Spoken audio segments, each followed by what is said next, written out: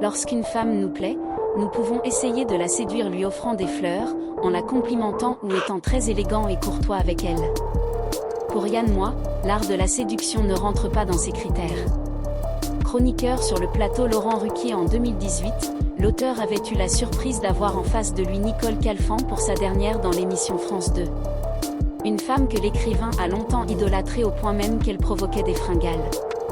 Très excité par l'actrice, l'ancien chroniqueur a révélé qu'il s'était allègrement masturbé en pensant à Nicole Calfan. Muse de ses fantasmes plus secrets, l'actrice lui inspirait probablement les pensées plus coquines lorsqu'il était seul dans son lit d'adolescent, loin de son enfance compliquée.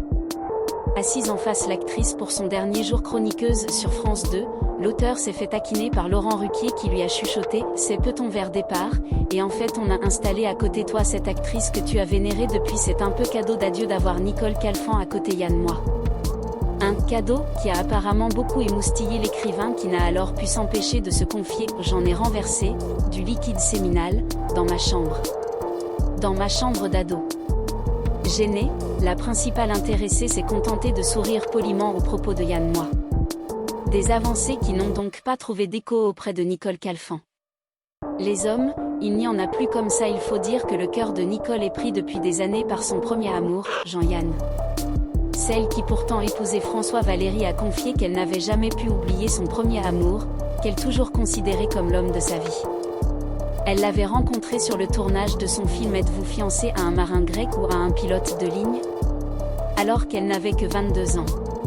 Après 5 ans d'amour, elle avait décidé de rompre avec l'acteur. Une décision dont il ne s'est jamais remis, et elle non plus. À 22 ans, comment pouvez-vous savoir que vous avez rencontré l'homme de votre vie ? Je vous défie savoir, je défie n'importe qui de savoir qu'à 22 ans, vous êtes face à l'homme votre vie. Et c'était l'homme de ma vie.